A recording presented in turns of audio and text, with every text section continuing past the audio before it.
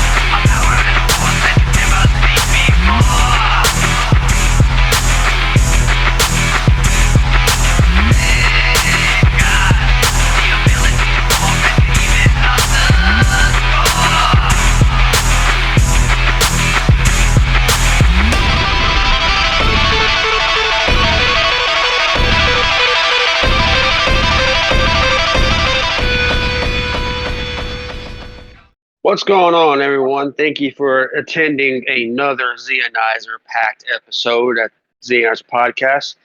We appreciate y'all coming in today. We have a banger for you today. We have the team battle we spoke so highly on and so much about. We've finally done with it. But something so huge and something so action packed, we had to have help with this one. So we've recruited the help of our fellow Multiverse Rangers to help us. So without further ado, introduce ourselves to our guests. Yo, this is Rachel from the Multiverse. Hey, this is Elijah from the Multiverse.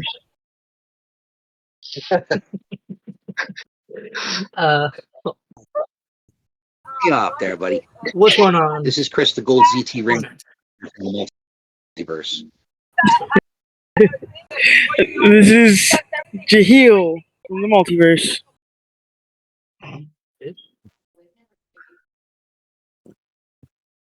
This is your good old boy Blue, hanging out and helping out any way I can. Greetings and salutations. Awesome. What's going on, everybody? It's your boy PhenomenalMiklo back once again. As you just heard, this is our good buddies from the Multiverse introducing themselves. If you guys haven't already, go ahead and make sure you guys give them a listen. They're on YouTube, Spotify. Look up the Multiverse, check them out. But yeah, without further ado, what's going on, Jerry? Yeah, he's on here too. For the, glad to be here for the. We've been working on this for a while, and I'm pretty sure it's going to be a good time. I'm glad we were able to get a few guests in here to do this with us. I'm glad we got you on here. Yeah, man. Finally. All right, guys. So yeah. So without further ado, you guys, for the viewers that are at home, and if you're listening to this, okay. So what we got here is that we got the 16 original Sentais from Go Ranger back in the 70s, all the way up to Jetman, early 90s. Okay, we're pinning them out, battle, hand-to-hand combat, storyline, power, suits, the whole shebang. Everything except for Megazords and external power. Going up against, taking the fight to them, to the first 16 Power Ranger adaptations, from Mighty Morphin, who we all know and love, to RPM, which forget Ziggy. That's all I'm going to say on that. We're going hand to hand on that. So we got team set up, right? So on my Sentai team, right, we got Elijah and Jerry, my Ranger team, right? We got Chris and we got Rachel and we got Blue. Okay. The judges, just because we got to keep it fair, we got to have some kind of mess going on, kind of organize the chaos a little bit. It's your boy PhenomenalMiklo, Z2, riding shotgun with Z1, and yeah, we're just gonna try to contain the chaos, man. I mean, this is a big project that we've been working on. We're excited. We're happy. We got coffee going. We got soda going. We got food being devoured, just because this is the type of debate that you do not want to do. without some type of like influence or coffee on the brain or something. So Now, I will go ahead and say that there was supposed to be more. yeah. Like we had more, but we have a few people missing. So Mhm. we're going, because we have people that got to go to work later. We have people that got things they got to do later. So we got to get this done now. If any of them do hop on during the recording, sadly, there will be a penalty that they can't take place until the next round. But without further ado, thank you guys. We appreciate it. We wouldn't do this if we didn't enjoy it. So without further ado, let's get this underway. What's the first matchup we got, man? So first matchup is dun-dun-dun-dun-dun. All right, we got Ooh, Jack Jack Q. Q versus Mighty Morphin Power Rangers. Okay, Oh so god. how this will? Oh, I did not like that response. So how this will Yeah. work is we're going to do a coin toss to see who goes first, which team goes first. Yep. So whoever wins a coin toss, that person that won the coin toss would start the argument.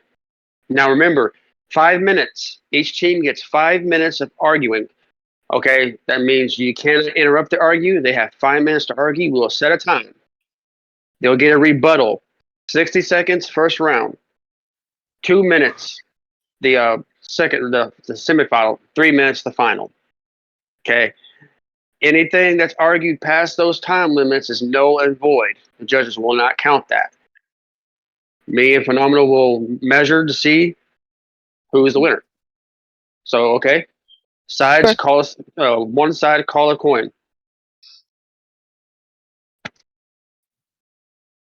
Tails.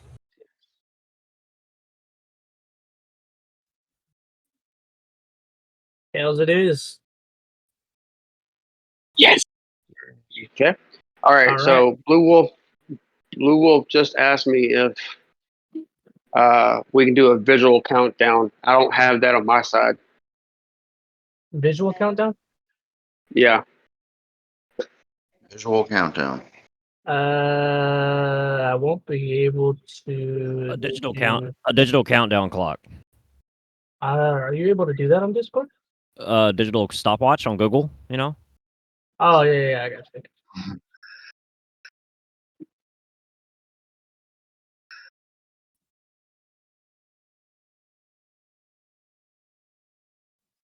Yeah. For something that we've been working on, we didn't iron out any details until last second.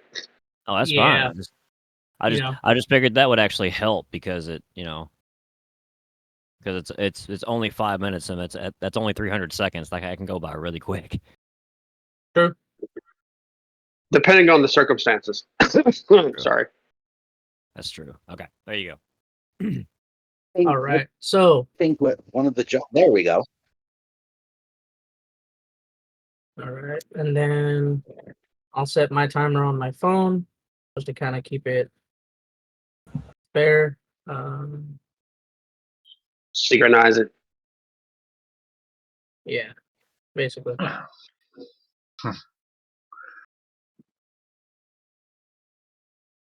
All right. All right. So, that being said, Team Sentai goes first, starting now. All right, I'm gonna start off by saying that Jack Q, probably most importantly, notable for obviously being the second Super Sentai series, but it was also responsible for attempting to introduce darker, more serious themes into the show. Because it dealt with things like drug use, juvenile delinquents, and like black magic, which it was decided they went a little bit too far, which is why they then dialed it back to more playful going forward. But notable for that, nonetheless, that they tried something different after Go Ranger.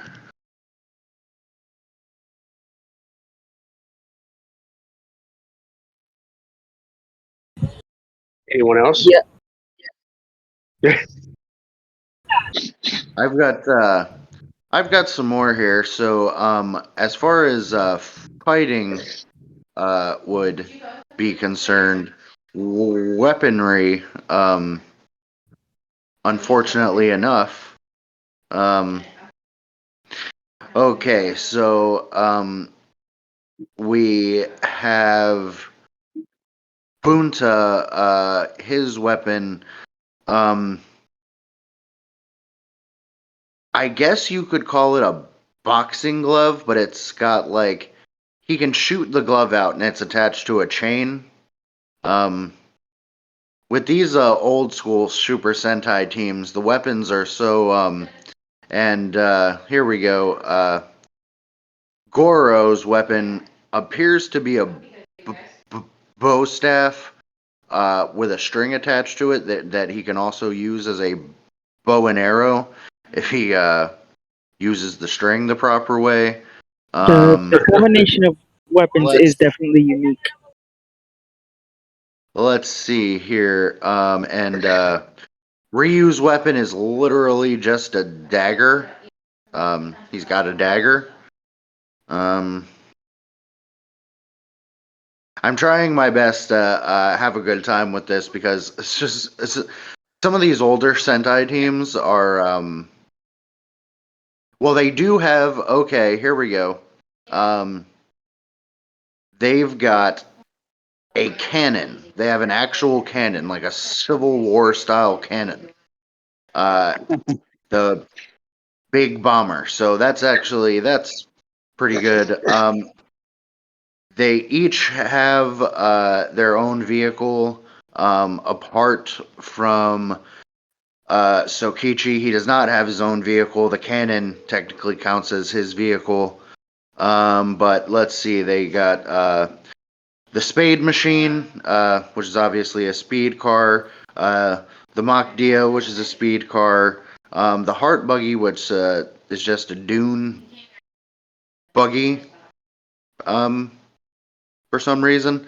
And then the Auto Clover, which specifically is a modified Suzuki GT380, which can reach speeds of 400 kilometers per hour.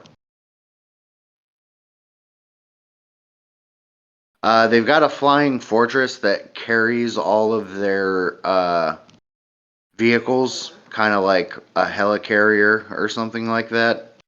And they also have a tank, which houses a cannon and multiple missiles. So actually, not that bad for weaponry. And You got 30 seconds left. yeah, that's just about all I got. Other than the fact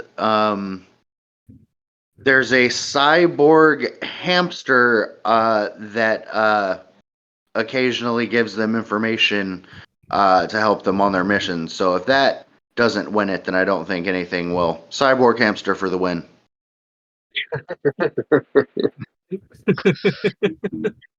For sure. All right, and that is time. All right. All right. So, with that being said, cool. All right. So, with that being said, it is now time for Team Ranger to talk. You guys have 5 minutes on the clock. Okay. Chris, you want to take this one?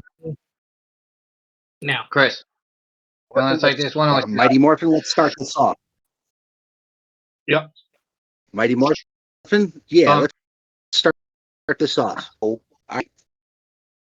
Set up, real simple. Nice little scene in Angel Grove. No big deal. But you you get this pitch comes aware. Somewhere that some idiot astronauts come off and release what was then the most vile villainous in the world. What are you gonna do? What do you gotta do? What are you gonna do? What's gonna happen? You know, You get 5 then- teenagers with attitude. exactly. So what you do is you do this. You assemble 5 teams. You got to carefully select them. And that's what Zordon was doing when he chose them. He carefully thought about it. But then when they were summoned and brought forth, it was tough for them to believe it at first. But that's cool. That's understandable. Later on down the road, they get used to their powers. They get used to fighting. Their styles, all different fighting styles, but clash together and work very well as a team. It's because of the bonding they have as friends. And they always say the power of friendship works. You just got to know how to use it. Rachel, you want to go? That is true. That is true on that one. Plus, don't forget though, they just brought in Tommy as well. They've brought in the Green Ranger in as well to join the team to make make it even against Rita and that. But with them, say if they were fighting the Super Sentai, it would be a total different story though, because they got the bio, they got all the weapons. They can, you name it, they got the weapons, like the Dragon Dagger, the Power Sword, the Power Axe, the Power Bow, the Power Lance, and the Power Daggers. Right? They got the weapons there. Not to mention they can combine it into the Power Blaster. That is true. That is very true on that one, boy. And the Power Blasters also Which has double the power as of that and daggers. there, Mm-hmm. Sorry. Yeah, you go ahead, boy. Okay, all right. Just breaking it down from the beginning. This is the OG Mighty Morphin team. This is literally the absolute inspiration for everything that we know about Power Rangers moving forward. These are the stereotypes for every single type of character that we have seen from the get-go. These are the OGs. These are the originals. These are the baselines. These are everything that we know moving forward. Right? Just saying that out loud. True. All right. Every single character that we've ever seen has ever been based off of these stereotypes that these characters established in the original. You've got freaking. You've got all kinds of just great stuff that really goes on in this series and everything like that. Not to mention the friendship aspect touching on the friendship aspect that Chris had. These characters may not be specifically martial artists themselves, but they all ended up picking up on and learning how to defend themselves in a physical way throughout the course of the series. So that's why I feel they would be able to easily defend themselves against a group like the Jekka squad. And the power sets and the moves and everything that they have weapon wise, I feel like they're a pretty good even match. The Big Bomber versus the Power Blaster, I feel like that would be an amazing, sequence. But at the same time, it's hard to really give one of them an edge. But I feel like the Power Blaster is a little bit more of a spectacle weapon and is meant to be more focused and all that jazz. But anyway, I feel like this would be an amazing fight, but I kind of have to say, like, the teamwork aspect of it, I kind of have to give it a little more to a Teenagers with Attitude, just saying. I totally agree with that one. 100% on that one. Cyborgs are cool, don't get me wrong.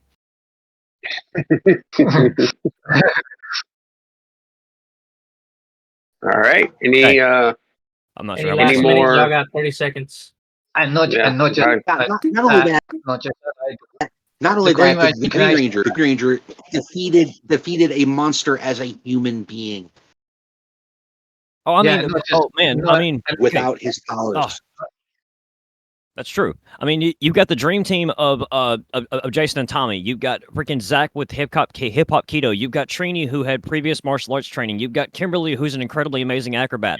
Billy himself may be the smart person of the group, but he in turn, through being friends with all these other martial artists, learned how to defend himself in very effective ways. Oh, There we go. Oh. Just on the tip of the tongue. Ooh.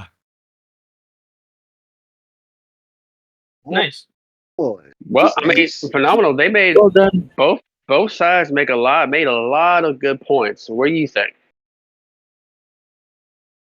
I'm gonna have to give it to the Ranger squad on this one, man. Because I mean,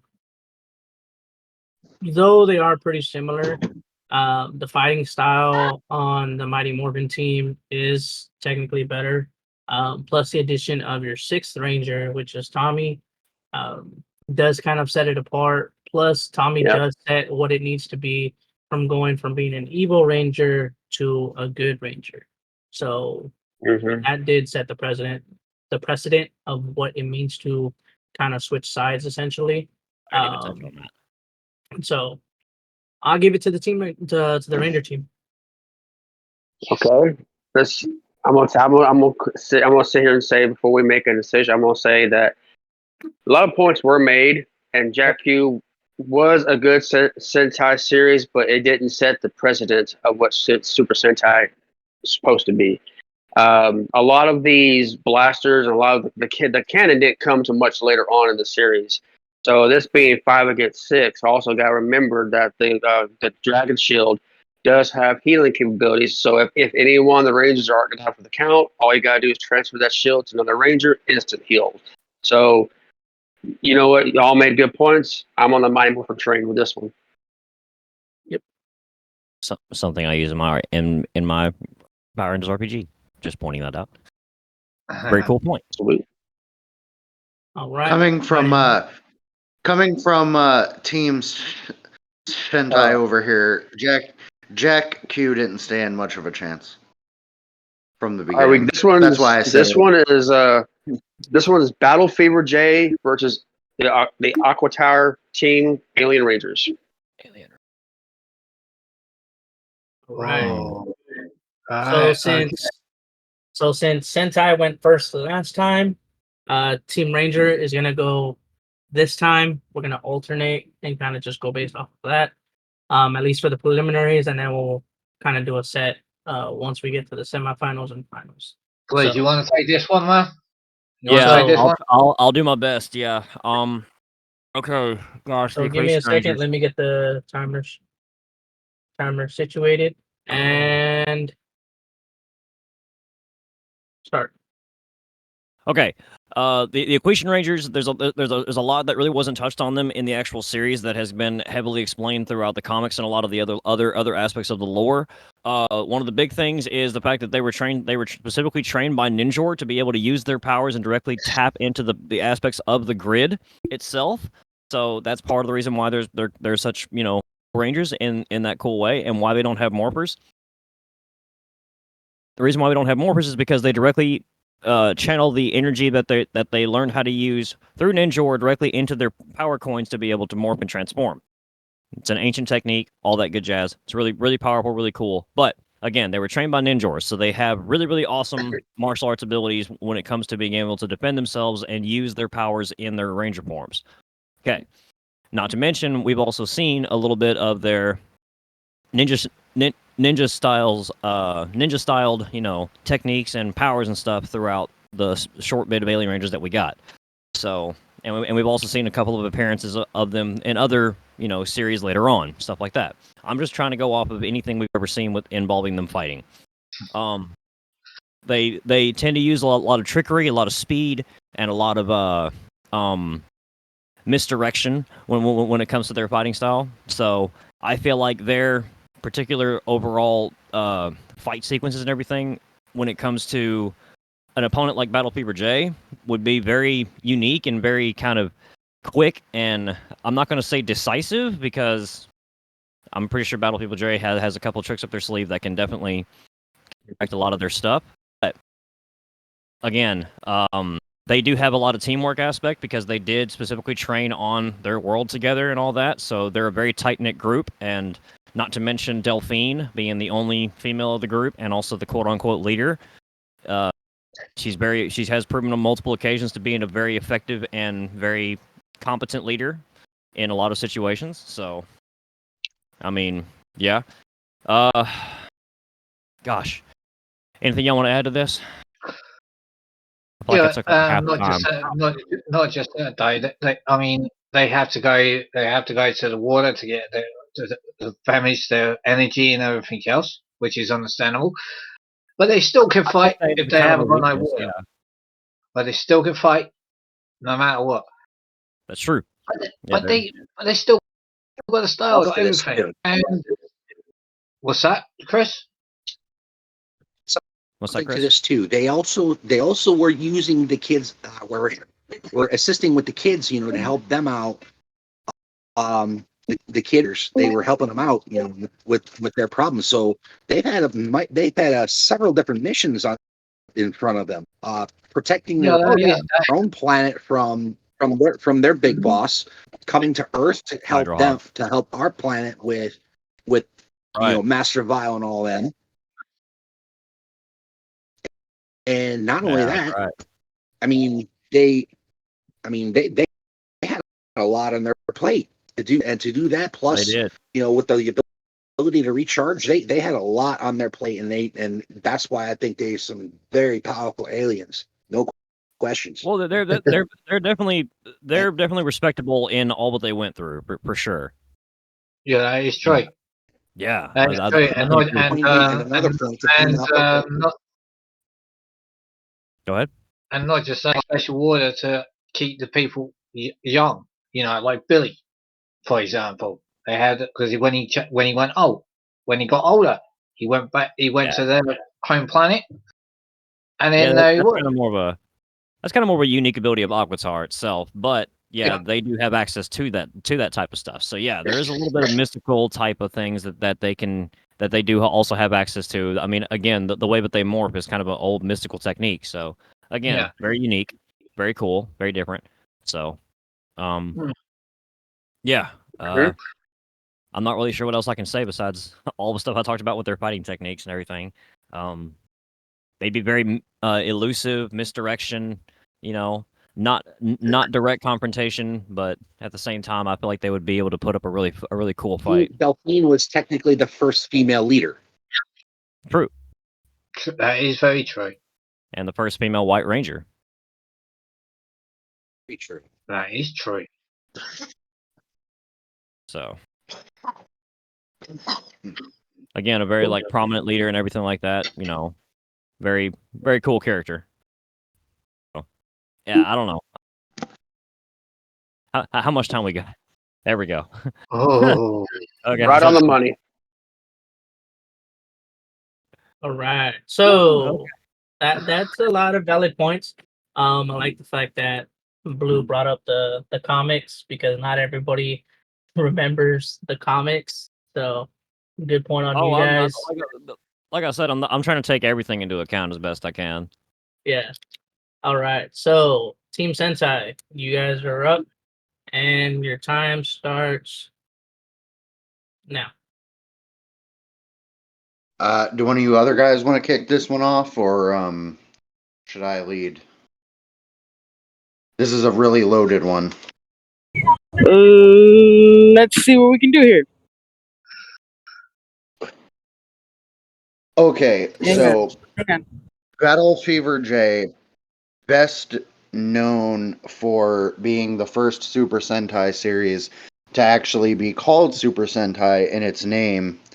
It's actually the second co-production between Toei and Marvel, and Stan Lee actually helped write some of the episodes and create the characters. It was originally going to be called Captain Japan and was supposed to be Japan's version of Captain America. So basically, Battle Fever J is the first actual Super Sentai that was called Super Sentai. Also, it's the only Super Sentai team to ever be themed around countries, different countries, because we have a Japan-themed warrior, a France-themed warrior, a Kenya-themed warrior, a Cossack-themed warrior, which is Russia for anyone who's not clear, and an American-themed warrior. So unique in that way, and that there's not been one since that is country or geography themed. Also, this marked the first appearance of the villainous Ego group, which is a reoccurring big bad guy in Sentai series that come after this one. And this is also the first Super Sentai series in which members either are injured or straight up quit the team and are replaced. So it's the first time you see, you know, the team change throughout the course of the series. And also, and this is going to be the one that wins it. This is going to be the one that wins it. This is the first Super Sentai series.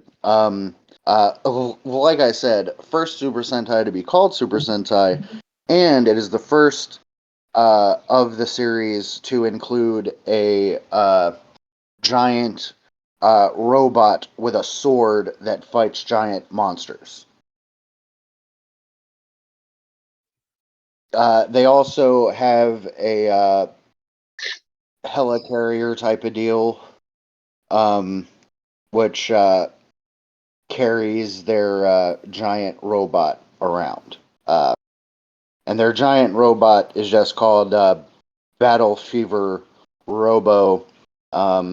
He looks like a giant samurai, and he has a sword and he has an axe.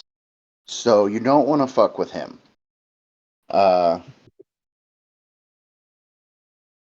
And as far as the villains go, like I said, they've got the Ego is their main villain. They actually defeat him like 3/4 of the way into the series, and then they get a new big bad guy, Header, and he's actually got minions that use leftover repainted Toei Spider-Man costumes, which is a really cool aesthetic to see. And that's just about all I got on it, but definitely a lot of innovation in this one, and a lot of things that become very important to future Sentai and to the Power Rangers further in the future.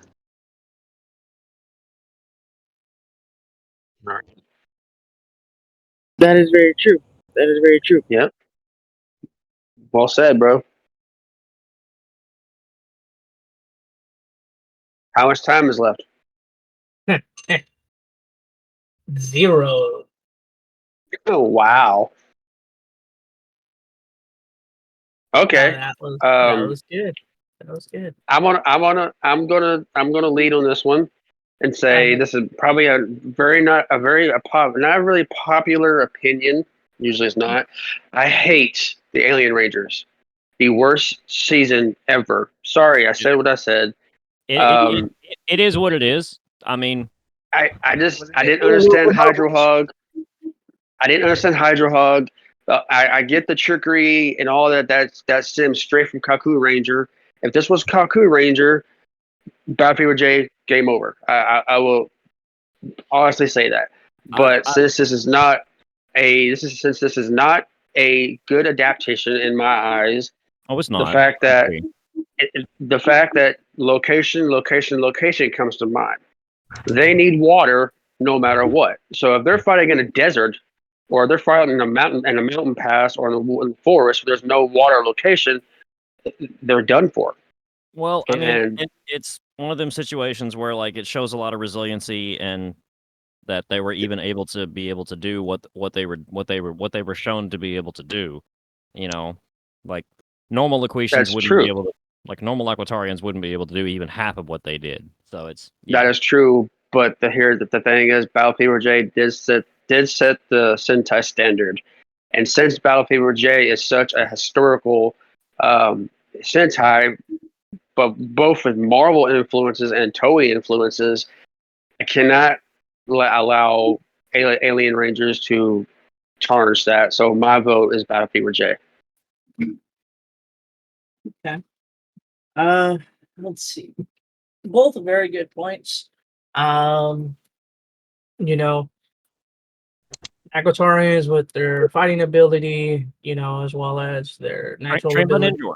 I mean, That's pretty decent. The one thing that's the Sentai team forgot to mention with Battle Fever J is that Battle Fever J also introduced the first time of a power swap. So when Miss America was kidnapped and almost destroyed, she transferred her power to her little sister, or her younger sister, I should say. Well, Z3 did cover that. He goes, "That's the first Sentai series that had the power changing the characters." Huh. He didn't mention that. Oh, okay, never mind it. I will say, but from a power ability though, is Alien Rangers. I mean, they have their different abilities. I mean, a lot of Delphine herself can cloak her or multiply herself, as well as the other um, Alien Rangers. They can multiply themselves by a handful. Yes, it does use up a lot of their abilities, but it does kind of switch it up. So as far as fouling abilities, Alien Ranger takes it. Storyline wise, Battle Fever J takes it. The weapons and everything, Battle Fever J takes it. So I'm going with Battle Fever J because Alien Rangers, they didn't really have that much different weapons. Not until the Megazords were introduced, but again, that's a whole different bracket All fight game. in itself. But Battle Fever J will take this one. There we go. One on the board for Sentai. Sweet. All right. Awesome. Next up, you have Ooh. 5-man up against Zeo. Yo. You said, Oh boy, you said live man or 5-man? 5-man. 5-man. 5-man. The Sentai that nearly killed Sentai. Up against the Power Ranger adaptation that Of O Ranger. just amazing. Oh man, Obliterated it. that Fudge. kicked things off in a way that you wouldn't believe. yeah. Go ahead, bro. All right, give me. And so since Team Ranger went first, last one, now it's Team Sentai to go. So Team Sentai, you guys are up, and I believe I'm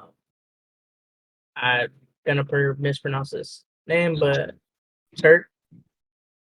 Just call her Rose if you want to. What? Which team were you a part of? I haven't decided yet, so. Okay. Oh wow. But I'm gonna we're gonna have you on Team Sentai. So just to keep it even, because there's 3 on Team Ranger and there's only 2 on Team Sentai. As long Okay. as, so depending on if you've seen the Sentais, if you know which Not Sentais really. there I'm are. mostly a Ranger. I mostly know Ranger, the other series more than Sentai. All I right. do see some of them thanks to yours truly, Blue. But yeah, Okay. but I will be on Team Sentai because to make it even. So yeah. All right. We'll I mean, figure it out. I mean, if you don't know much of Team Sentai, just ask Z3. He's our Sentai expert, and he'll help you out. Okay. Yeah. All right. Yeah. Yeah. All right. So Team Sentai, you guys are up. You guys have 5-man. Love to see this discussion. So 5. time starts now.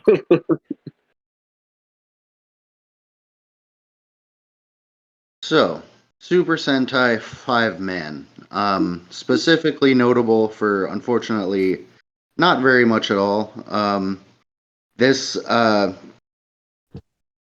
Super Sentai series actually came out during a period of slight stagnation with the Super Sentai, but still there is some interesting stuff to be known. There is a scientist, and he's trying to make his planet green, aka he wants to make his planet healthy. There's an attack on his planet, and he gets separated from his 5 children, who grow up to become the Super Sentai team. They are raised by Arthur G6, who is a robotic companion that was built by their scientist father. And Arthur G6, once they grow up and become the Sentai, actually has other functions. He can actually join them in battle and transform into a giant cannon called the Earth Cannon, which fires a 100,000 degree super fire beam at their enemies. They have a lot of other notable magical abilities that work in accordance with their weaponry, which they actually have a decent amount of. Each of them has 3 different weapons. They each have a sword, they each have a blaster, and they each have their own individual special weaponry. And when they use all their weaponry together, they can very easily get a monster tied up, subdued, and taken down.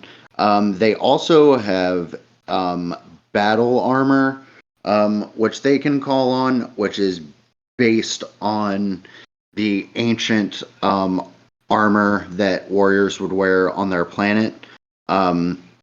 It kind of just adds like some shoulder pads and some arm guards and leg guards, but is a pretty decent aesthetic. They all have slightly different shaped shoulder pads, so it's a little there's a little bit of customization with that. And as far as vehicles go, they each have a motorcycle. Motorcycles, of course, very popular in the Sentai. By this point, obviously, they have their plethora of giant robots, of which they have 5 Robo, which is basically like a tanker or a van, which transforms into its own warrior form. They have the Star Carrier, which kind of carries the other vehicles. And he also transforms into his own warrior form. And they also have Star 5, which is a little kind of like a dune buggy with blasters on it. But these 5 Robo and Star 5 can combine to make Super 5 Robo, which is a preliminary type of Megazord.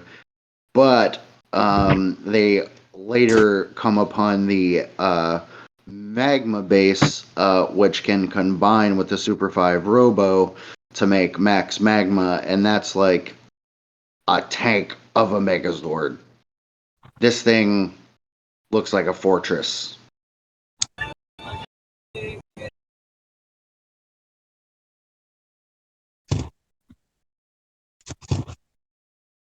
Okay. Okay.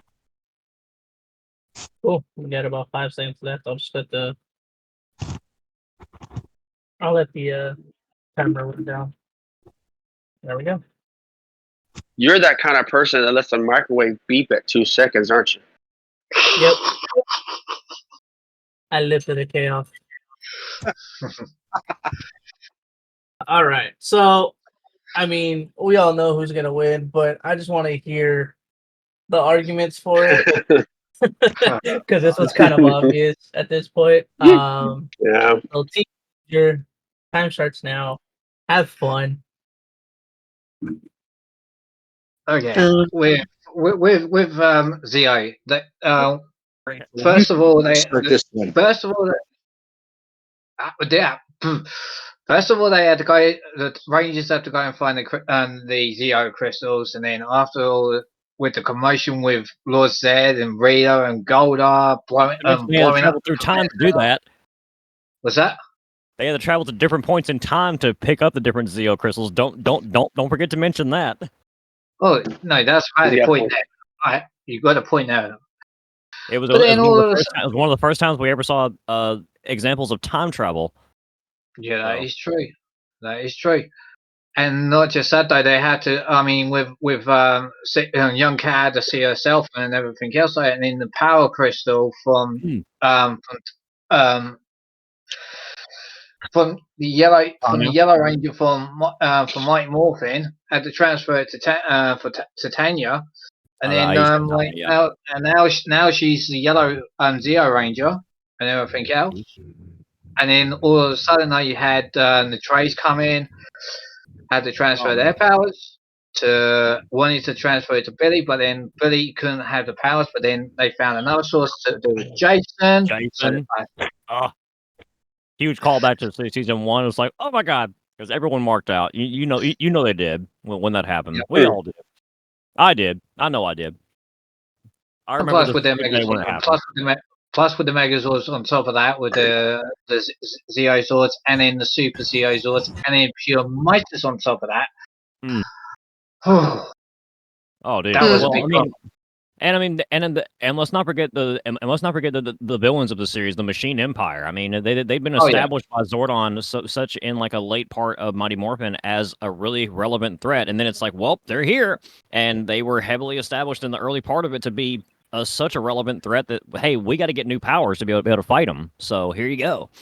And it's like, well, Zordon being the smart they thinker never that he is, anticipated he the thought Machine ahead. Empire coming into it until they got it. Exactly. But I mean, it's a good thing that they did get it when they did because they thought ahead, right? I see. So Yes. That is very true. That is very true on that one. Very true. And plus with the knowledge that Jason had and everything else from the trays of how to use the powers and that, the very first ever. I mean, for Zio was the very first time that they've seen the Gold Ranger, and then from there onwards, then the trays come back, got their powers back from Jason, and then all of a sudden they are helping out the Rangers to beat the Machine Empire. King Mondo. it was a really interesting plot line the way that they handled the Sixth Ranger in Zio. It was a lot different than the Green Ranger previously. Yeah, because the powers were transferred twice. They handled him perfectly. Mm-hmm. That makes two power transfers in two series. And yes, the power twice transferred once to Jason and transferred back to the trays. Yeah. Yep. That is true. Yep. That is true. Trays, I the remember Trays were the that. only Ranger that had the power to make the Rangers themselves grow. Yeah. Mhm. But I believe that was due to the golden power staff, wasn't it? That was due to the gold powers. That's right. Right. That's true. That's why I willed that weapon so long. I do agree with that, and I believe that is also due to Trey's knowledge of how to use the staff properly. So yeah. Yeah, and not just that, I know how to use the Zords and everything else. Like the Rangers have worked. I mean, during the time period, the Rangers did work out how to use their Zords, especially they had extra Zords coming in top of it as well. I mean, it's a solid team, great lineup. They're honestly a great match for 5-man. Like, oh yeah, yeah, and it was a good storyline that the Rangers used and adapted with it too. I mean, top watching 5. them grow again, continuing. Yeah, top 5. I agree with that. Totally agree with that one.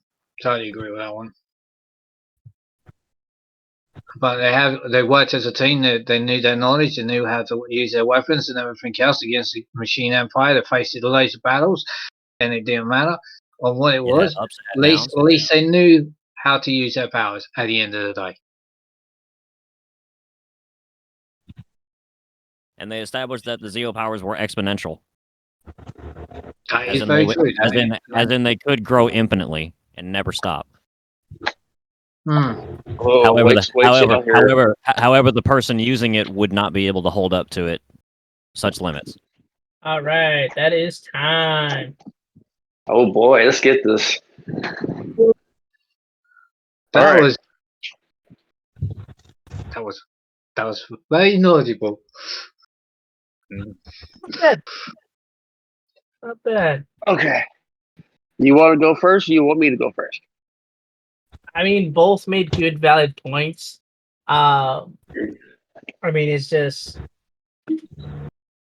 the history between the two. I mean, the storylines were just awesome. You know, being able to see a power transfer from a sixth ranger, that was actually pretty cool because up till now we were only able to see power transfers from the primary rangers, not a sixth ranger. So being able to see that was pretty cool. 5-man, it did have its benefits. I mean, this was, I believe, the second or third time, if memory serves me correct, that we didn't see high schoolers become rangers. Right? These were actually adult elementary school teachers that were just kind of cast into the role of being rangers. So that's a little different. But I mean, above all, power wise, fighting abilities, the whole shebang, that's obviously going to go to Zeo. I mean, that's no question of that. You know what? You make a lot of good points, my brother. You really do. And everyone else made good points. And it's really awesome to see this type of matchup because 5-man, even though 5-man did, like I said, almost kill Sentai, it still remains a cult classic still today. Zeo, on the other hand, probably, in my eyes, the best story ever told or written. You have, and the thing is, the Sixth Ranger, as kids, we all wondered, who is it? Who is it? We all panicked and freaked out, edge of our seats. Some people thought it was Skull. Some people thought it was Skull. Some Billy. Some, Jason, whatnot. But that scene of running in the desert, we already knew who it was. And Power Rangers Zeo being my all-time favorite season, and this is the reason why we are called the Zeonizer for a reason. But like I said, 5-man had a storyline. It was kind of cool to see, like you said, elementary school teachers. But at the end of the day, it all boils down to the audience. It boils down to the success of the ratings. Power Rangers Zeo did do whole lot better than its previous counterpart. So I will personally say Power Rangers Zeo has this one in the bag.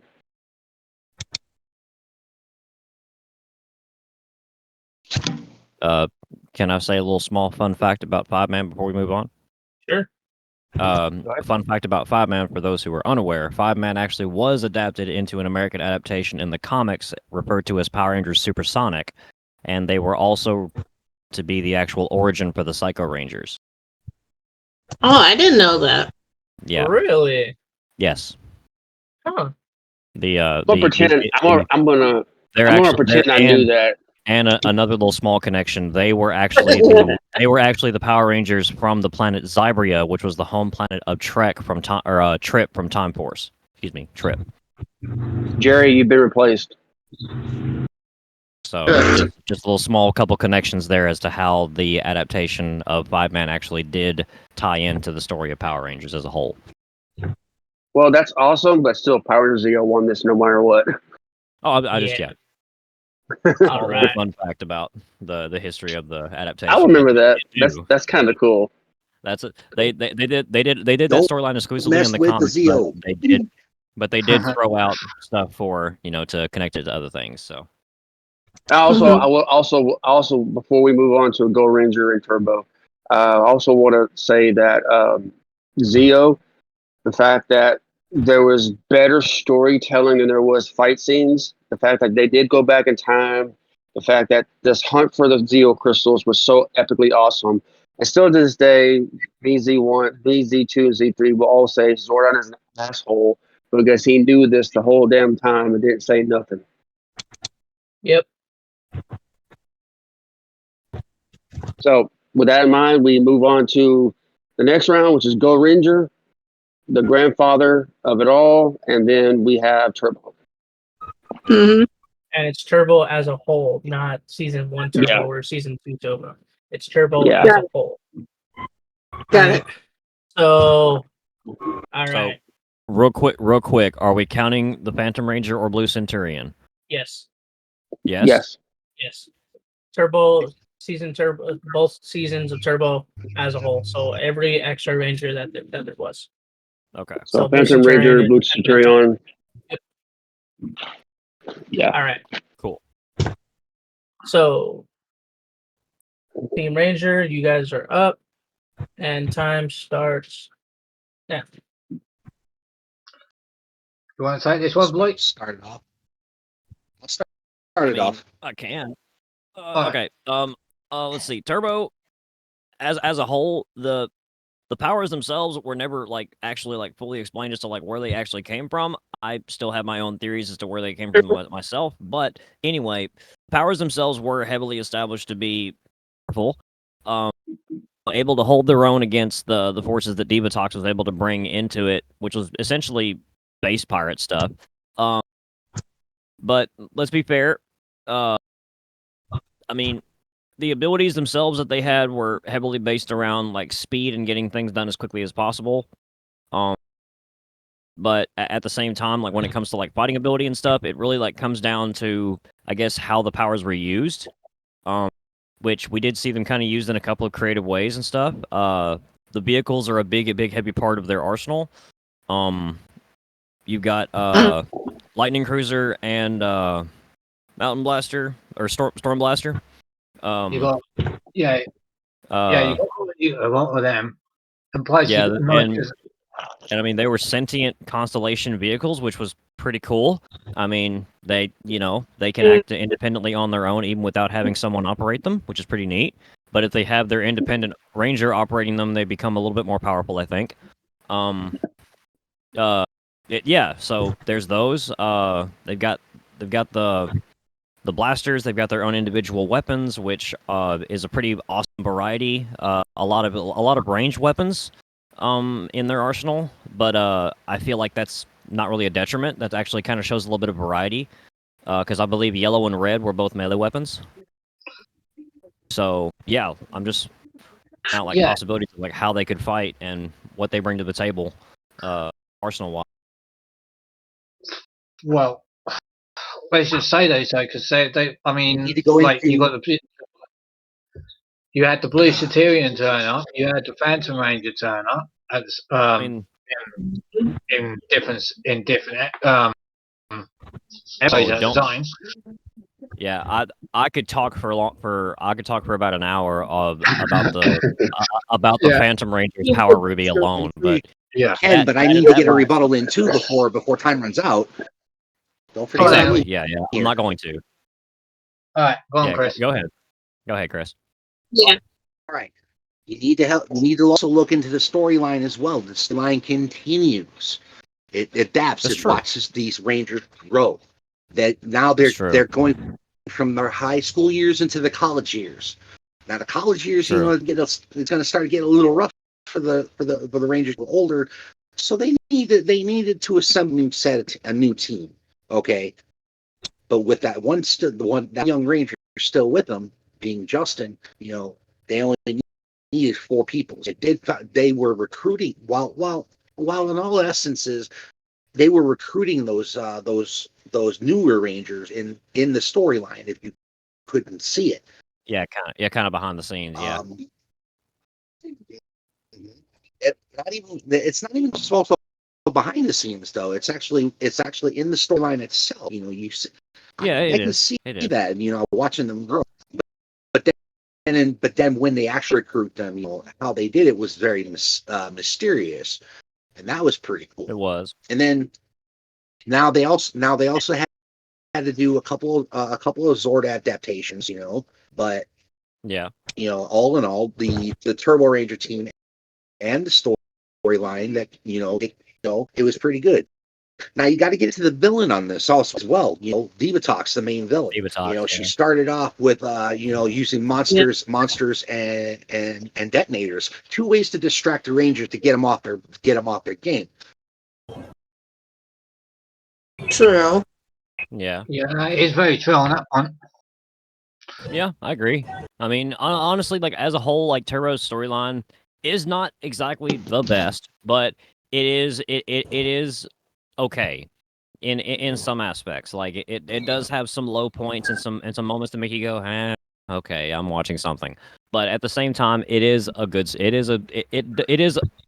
a good in between point to continue everything and move on to eventually the finale of the Zordon era, which is in space. Yeah, but as you were saying, you're saying about how they got the powers and that. If you look very closely at the movie, right? Yeah. The movie as well, right? You've got like That they is were. that is time. Oh, Oh, darn. Man. Wow, that was a good one. Yeah. Oh So- man, this is gonna be difficult. Yep. But remember, because we're still in the preliminaries, once Team Sentai goes, Team Ranger has 60 seconds to finish whatever rebuttal or last minute thoughts that they have. So they have Okay. that. So, Team Sentai, you guys ready? Sure. All right, I like ready? that. Time starts now. Who's Team Sentai with me? Alright, if I'm not mistaken, this is Kimitsu Sentai Go Ranger, which is the granddaddy of it all. Without this one. Yep. I know that we're mainly doing this as like they're going against each other, but I think we got to give some credence to the fact that we wouldn't even be having any of these conversations if it wasn't for this team right here. This is, as David keeps saying, the granddaddy of them all. And actually very interesting and well written with a lot of plot lines that are, that become staples in Rangers and Sentai. And very playful too. So it's a pretty standard setup. Bad guys come, good guys decide they need to make a elite squad to fight the bad guys. So obviously they create the team of the 5 color-coded Rangers, and they're actually called Rangers in this one and a lot of other Sentai, but they were actually called Rangers in the original Sentai, which is interesting to think about. They have some pretty playful, cool gear. Very childish, but this was definitely catered toward younger audiences when it came out. Mhm. They have uh, jet. They have jets that they can attach to their waistband, and they're called birdies, which is the cutest thing ever. Mhm. And their team special that they take down larger enemies with is actually a soccer play. It's called the Go Ranger Hurricane, and it's a soccer ball kicking technique where the ball is passed to each member, and then Aka Red finishes it off by kicking the ball into the direction of the monster they're fighting. They've got some motorcycles because obviously they do. But not all of them gets a motorcycle. Pink and yellow ride in sidecars. Pink rides in green sidecar, yellow rides in blue sidecar. And fun fact about the yellow Go Ranger, actually referred to as the Key Ranger. They actually there was two of them in the series, which happened when the original Key Ranger Daita was promoted to like be the Ranger's commander. So they had put someone else into that role, but that person was actually killed. And it very explicitly says that the replacement ranger, whose name was Daigoro, he was the ranger for around 16 episodes, I want to say, or something like that. But he got stabbed in the stomach and killed. It explicitly says. They had two command centers, and they were both helicopter, like flying command centers. The first one was called the Verbloom, but it was destroyed in episode 42, and they replaced it with the Verdreen, which was a larger, more military-looking helicarrier type of deal.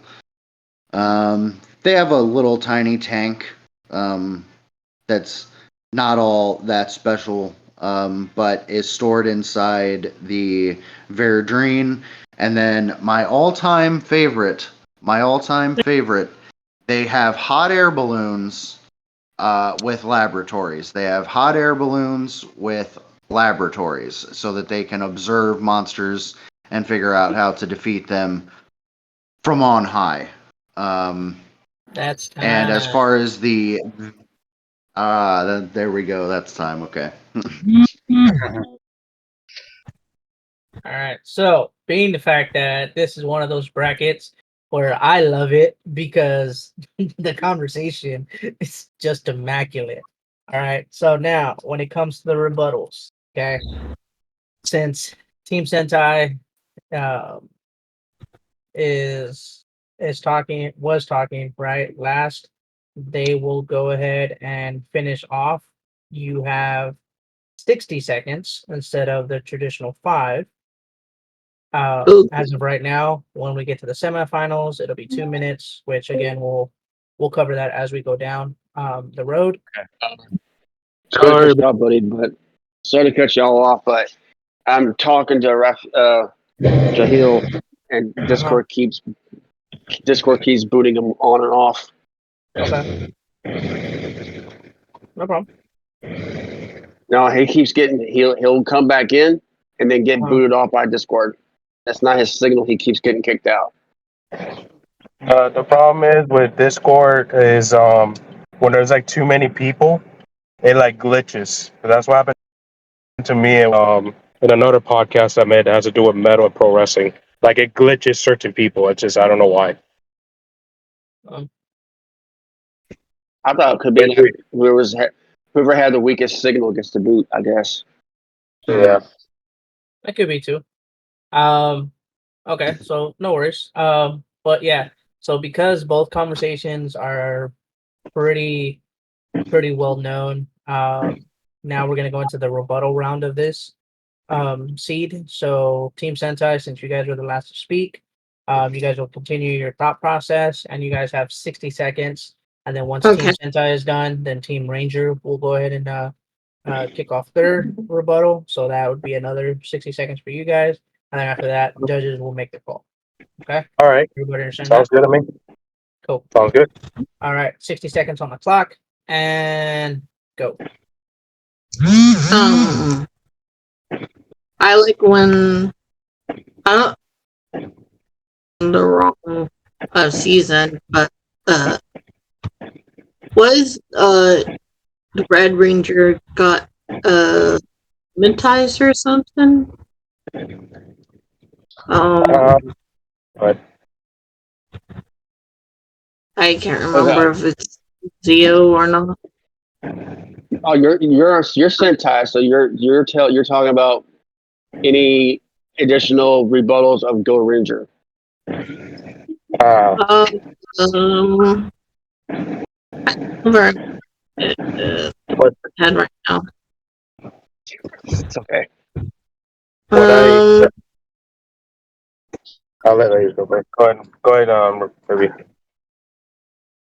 but it's okay. It's okay. Mhm.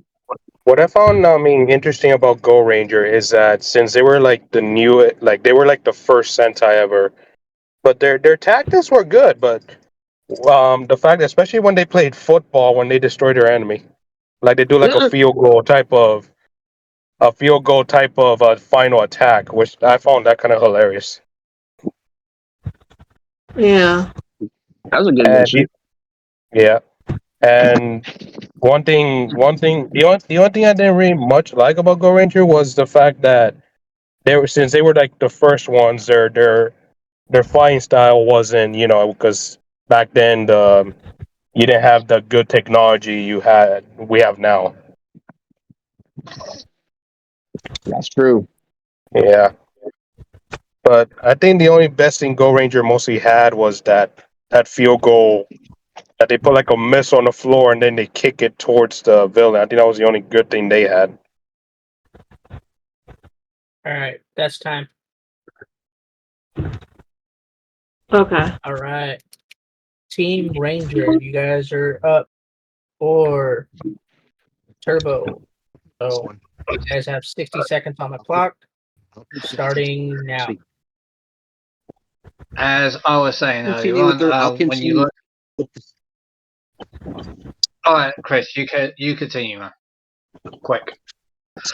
I was trying to continue on with the villain aspect. Okay, in the storyline, they had two type of distractions: the monster and the detonator. They usually sometimes had to split apart the teams, divide and conquer to discover that. But then if you get down further in, you find out, the main villain has a cousin, teams up with them in space, then comes out with this all on assault with their constructed Zords, their space station, the laser, stuff like that. Then, but the icing on the cake is how that series ended with the Rangers' powers being destroyed by Divatox and the command center toasted. The villain won in this aspect. That is a valid point. That is a valid point now, Chris. Yep, I All agree. right, time is up. All right, damn, those fucking good points on both sides. Oh yeah. Shit. This is gonna be a tough one. I mean, there's gonna be a lot of tough ones coming up, but this one especially. I Um, mean, Go Ranger is pretty memorable. If you never watched Go Ranger, I advise you to go watch it. Yeah, yeah, but the thing with Go Ranger is it's a classic. There's no lying. But when you As is face the original. something, yeah, in the original, when you face something that's that old and that vintage, with something that's got a little bit more advanced technology than they're used to. Um, I like Turbo, but I don't like Turbo. If that makes any sense. A lot of It's people don't like 50-50. Turbo. Let's be fair, but But the thing is, there was a lot of good key points that were made with Turbo. Like Chris said, this was the first season we saw that a villain won. And as kids, we were not used to seeing the villain won, so this was kind of like a shell shock to us as kids. So, Yep, sure. it did kick off and pioneer into probably one of the top 5 most memorable seasons, which was in space. So, uh, my my vote is Turbo. That's fair. yeah, I mean, being the fact that the Gold Ranger is the grandfather of them all. It's yes, they did set the precedence of kind of with adaptions and fixes here and there, but this was basically the beta of what Sentai is what it is now. And does it have its problems? Yes. Does it have its flaws? Yes. It's one of those things where it's kind of hard to figure out for the most part. But at the same time, it's basic at the end of the day. It's very basic. Yes, I am. I'm a basic bitch. It's one of those things where, I mean, the original final, attack is a football. It could have been better. They go in for the field goal, turn it into a torpedo, boom, goes the enemy. They didn't really have individual weapons like that. No, they Fighting didn't. styles I are think. kind of the same, kind of just button mash at this point. It feels like a controller type game. So yeah, for me, Turbo kind of takes the cake on this one. It sucks because you kind of it's kind of hard to judge it this way, but I mean, Turbo, the storyline was a little bit different. We did kind of see the villain win quite a few times, and then the overall win of it, and then the different Ranger team setups, basically 2 separate seasons within one whole season. They had the different weapons, they had the different Zords and stuff. So yeah, definitely. Not to mention, if we didn't choose Turbo, now if anyone listen to this, you don't know what we're talking about, we urge you to go watch the episode. It's hilarious. But if Turbo didn't win this, you have to face TJ's tossing your salad comment. Yep.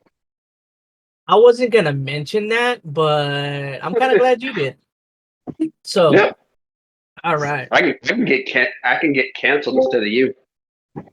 all right. Hey, you heard it here, folks. All right, next up, Right. Sun Vulcan versus In Space. Ooh, Son Vulcan was good. Yeah, baby. All right. So this is gonna be interesting. I want to kick my feet up and enjoy this conversation. All right. Behave, baby, behave. I'm gonna try. I can't make no promises. Team Ranger, you got 5 minutes on the clock. And start. Okay, who we got? We got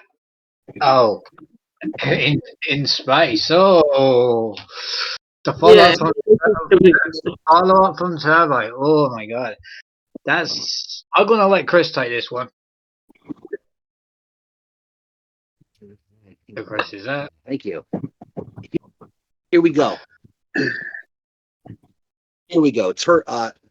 Turbo, their powers were destroyed. So they needed to get their powers from somewhere else. They had to search, but also Zordon's missing. They found out he got captured. So they needed to go find him. So these Rangers had another source of power, so they had to go to space to do it.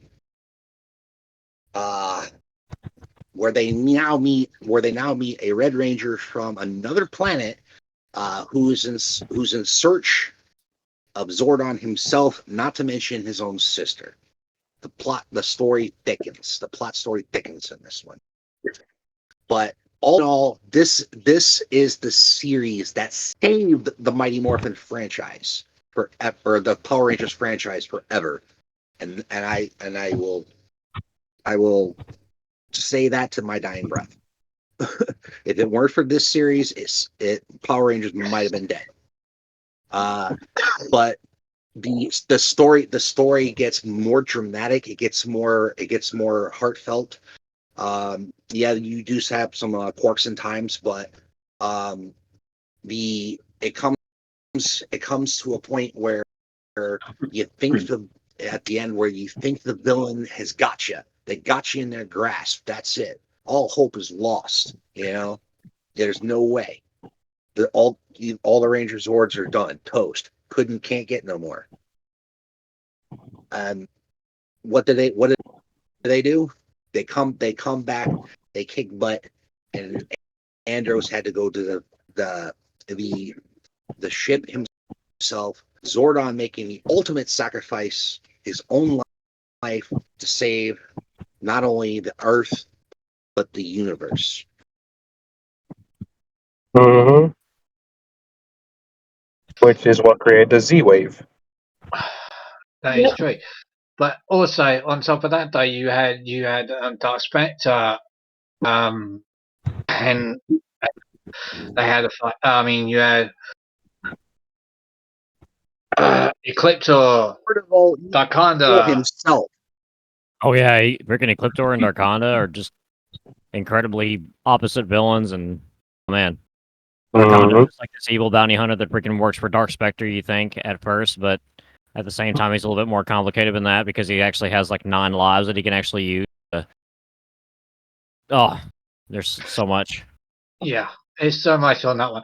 But I mean, the teamwork they done facing the Psychos, that was brilliant. The way they've done the teamwork with facing the Psychos and everything else was brilliant. I mean, not to mention the Psychos themselves. I mean, yeah. Yeah.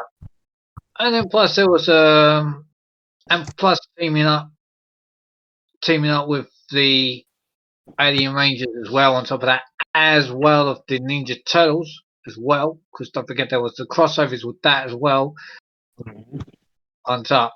No, there was that. Yeah. But they all worked as a team at the end of the day, though, which was brilliant. Though. They all worked as a team. You had young Justin coming in, help the Rangers out, and that I can't fault that because that is like one of my other best seasons ever in space as well. But they can always work as a team. Andros, yeah, and then you had Zane coming in. Zane came in. Don't forget Zane. Yeah, Zane was a really awesome character to to fill in a little bit more of Andros's backstory as to why he was the way he was and stuff like that. God, there's a lot of good points. Like in space, just one of those good seasons. Yeah, that is true. It's just good TV in general. And I wonder how because and even Andros lost her sister as well by by Ecliptor. Yeah. Oh, Well, Darkonda, but yeah. Okay. I mean, Ecliptor having that almost fatherly type relationship. Blah, blah, blah. Yeah. Time's up. Wow, that was good. Great. All right. Team Sentai. Sun Vulcan. Love to hear this argument. All right. Your turn. Time starts now. Ooh, Sun Vulcan, you got the eagle, the shark, and the panther. And let me tell you this is actually the first Sentai series that doesn't have a female. And it's a team of 3, if I may add. A team of 3. Now their abilities are unique, all based on 3 different animals. Especially when they're Megazord combined, you got the Arbiter, Sun, I don't know, Sun Slash, something like that.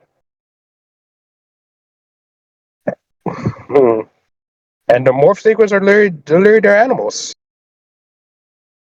What do you think, Z1? What's your opinion about Sun Vulcan? That's C3. C3 C3. C3, what do you think of Sun Vulcan?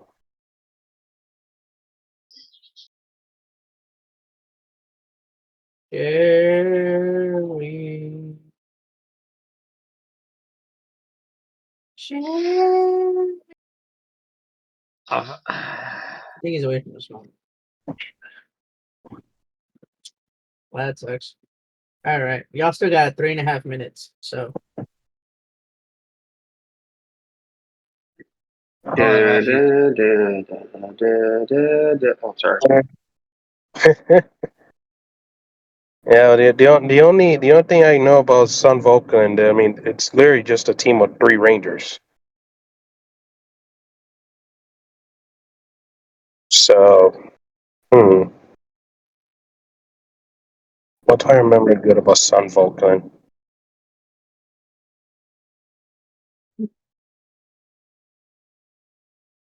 since Z3 is obviously away from his phone, No, I know you won't speak on Soul Vulcan. I know you have some good material for Southern Vulcan, but you a judge, my man. no, I was just gonna say that it's up to you guys if you guys want to go the full 3 minute, the full 5 minutes, or you guys just want to cut it there, and then we'll just go over to Team Ranger, and then whenever Jerry gets back on his phone, then we'll use his time as a rebuttal. Let's just cut it from there. Then let him come back on after when he gets back. What do you think, guys? Yeah, he went between. Yeah, I think that's Yeah, fair. that's fair, He's right? back now. There we go. Jerry. Can you? Yeah, there we go. Now we can hear you. I don't know what happened. Talking the entire time, and then I heard somebody say, "Well, I guess Jerry is away," and I was like, "What?" Probably Discord is glitching. Yeah. Oh, All right. So, what's your opinion on Sun Vulcan? Did we run out of time, or do we still have time? No, we're giving you guys time. Okay, all right. So I was gonna say that my favorite thing about Sun Vulcan, I do like that it's only 3 members. I like the dynamic of a 3-member team, and that they didn't feel the need to add more members. And it keeps the team dynamic pretty simple. But what I really love about Sun Vulcan is the bad guys. The Machine Empire, Black Magma. This is a machine empire. Like I said, they live in an iron castle at the North Pole, and they worship something called the Black Solar God. Now, this is some like deep stuff. The main bad guy who runs this machine empire, his name is actually Führer Hell Satan, and he has a group of 4 woman warriors that work for him, and they're called the Zero Girls, and they're pretty badass, and they're actually like the main people that the Rangers fight for the first almost like 22 episodes. Just about, they really can't shake these Zero Girls. um, and they also have the omnipotent God, who is the actual leader of the Machine Empire that controls Führer Hell Satan. And the omnipotent God's abilities are pretty ubiquitous, in that you don't ever find out exactly what it's capable of. But it's hinted that he may have been responsible for the disappearance of the Mayan civilization, which is interesting. They have Queen Heterin, who was the leader of the Vader clan, which is kind of like an offshoot of the Machine Empire. And they have a lot of like, they have 3 kind of like That's Tom. tertiary villains, kind of like the roles like Dark Spectre and Dark Honda kind of play. They have Amazon Killer, who's like an Amazonian woman warrior. They have Lightning Galaxy, who actually has 2. And I found they have that. Dark No. Hue Spy. Jerry, that's Dolan Void, my man. Timer went off. I Okay. think Z1 died off there. Well, I was giving him Well, an extra 30. I was giving him an extra 60 seconds because his phone cut out when he first started talking. okay. So right now it's about I'm 60 sorry. seconds, anyways. So yeah. I pulled By the way, he was good. I pulled a Rachel. I'm sorry. Nah, you're good. What? You're good. What? You're good. All right. So damn. Huh? Oh, this is a good one. Hang on. Excuse me. What do you mean you pulled a Rachel Z1? Well, you're infamous for falling asleep, aren't you? I did not. You're I have not. I have not been. I have not been asleep for over 24 hours. No, I mean like. I'm not meaning lately. I mean like during your recordings. From what the other multiverse has told me, you are known for falling asleep.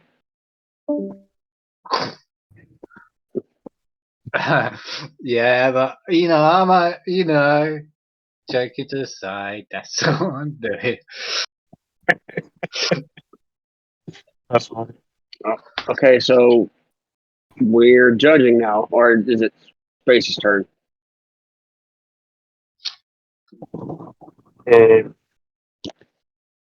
Oh, I think you're judging. Didn't Space go first? All right. So damn, this is a pretty tough Hard one. decision. I either go with Sun Vulcan, who has just an amazing storyline and kind of different levels of villains and But it's 5 against 3. Yeah, but Or still, you can't underestimate 3 people. There's 3 people that can take on 5 depending on their game plan. yeah, or I go Not to with In mention, Space, the Zordon Killer. not, Huh. Decisions. not to mention you got Zane, the Silver Space Ranger. So that's actually 6 against 3. Yep, that's true. Mm, Although that gigantic one of their weapons, Sun Vulcan, looks like a giant morning star that they throw. I forgot yep, that one. I remember that one. That was good. That was a good one. And I especially loved when Shark came out of the water and he just like does it with his hand like a little chomp on the villain's heads. So this is a difficult one. So I know me and Z2 are going to be butting heads on this one. I know that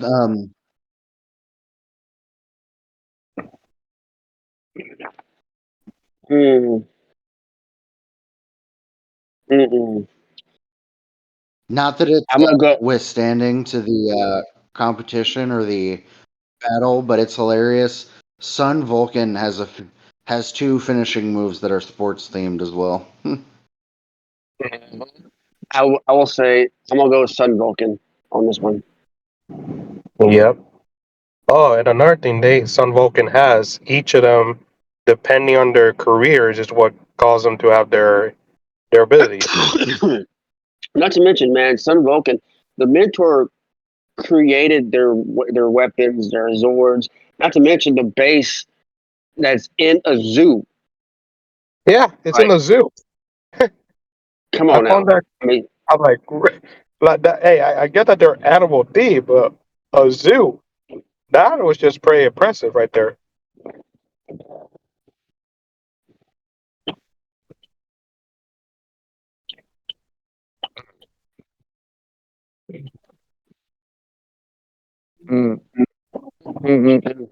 Phenomenal. Where you sitting at? I'm still kind of 50-50, to be honest with you. Because again, Sun Vulcan has the better storyline, essentially, right? Because In Space just picks off from where Turbo left off, right? So Yep. they're chasing, Divatalk supposedly through the galaxy. They run into Andros. They run into Astronema, right? It opens up a lot of stuff, though. Yeah, it does open up a lot. It opens up the Power Ranger universe into a whole. It opens up the Power Ranger universe into a whole new world. Where they can continue on. Right. Yeah.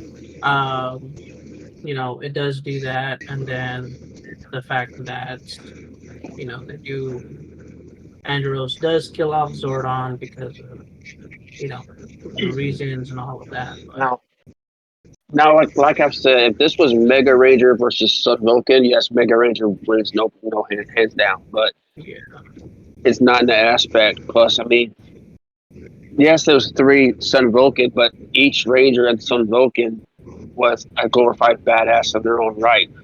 Uh, Yep, so that's true. I'm really, even if it is the numbers 6 against 3, we've seen them go head on head with the Zero Girls, and came back, banging more than ever. So, I'm Sun Vulcan, but I'm just waiting on you, man.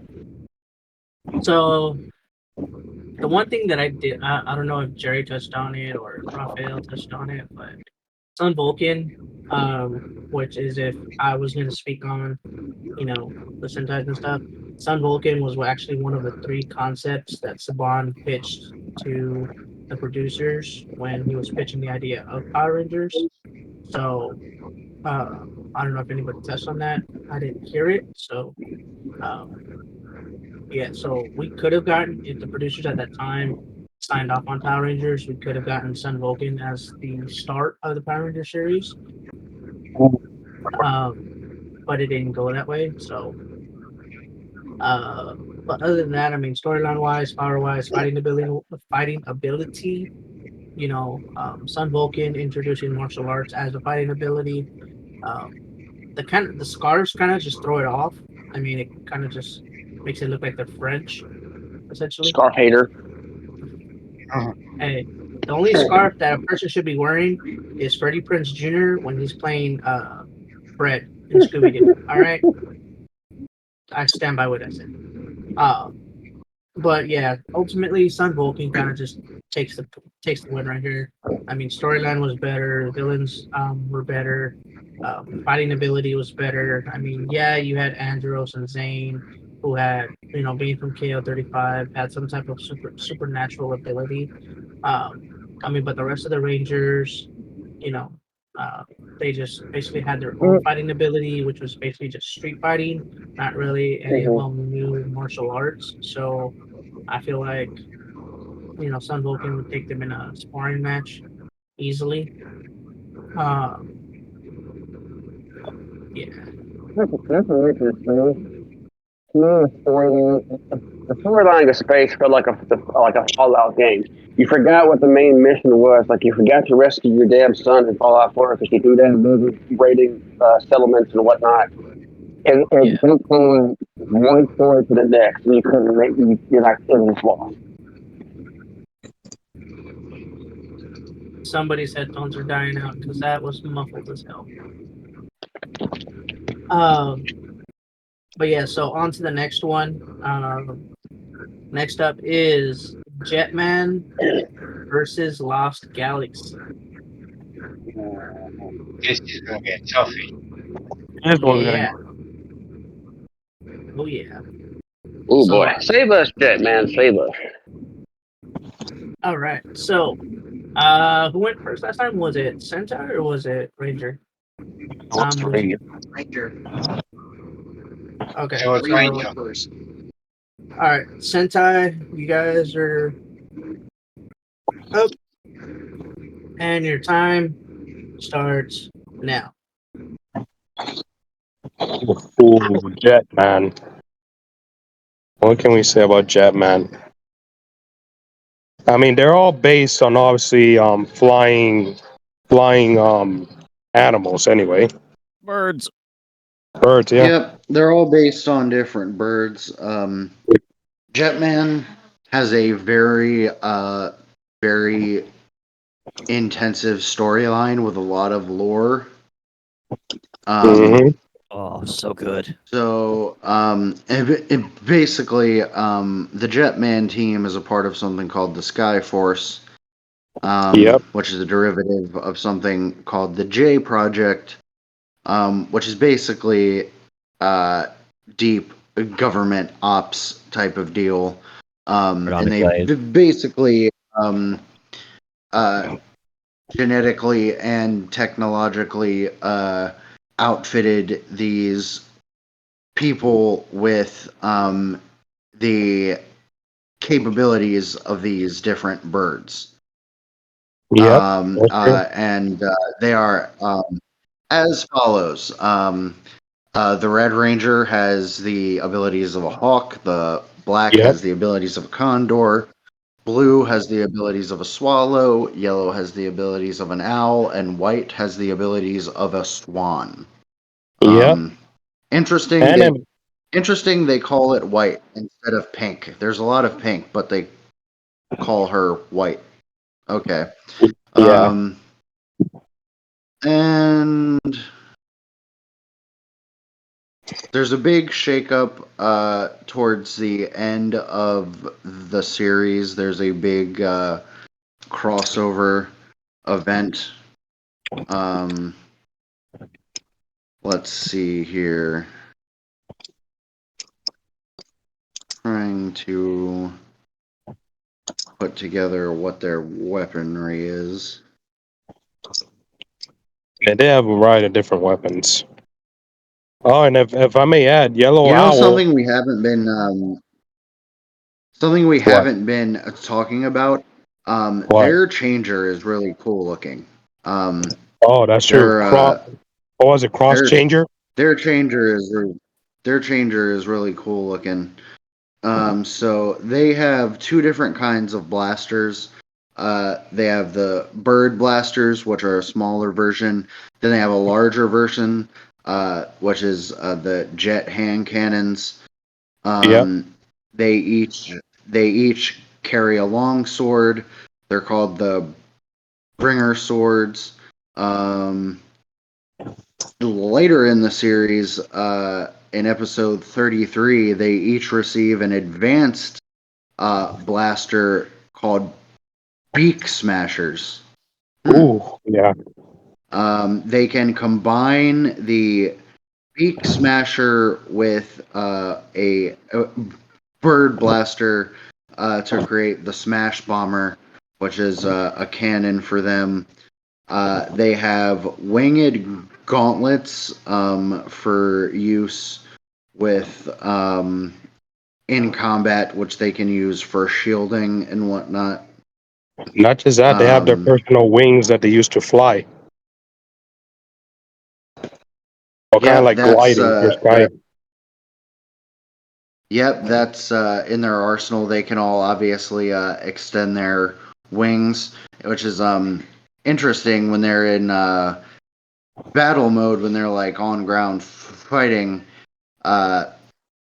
Their wings aren't there, kind of hanging like a cape, but when they go to fly, they kind of makes you wonder if that's like some like early form of like nanotechnology. Yeah. I mean, from the looks of it, it kind of looks like they have a sort of parachute, but you really can't see it. Just by the way it looks like it. Maybe, we don't know. All I And know that. Go ahead. the bad guys that they fight here are interdimensional demons. Yep.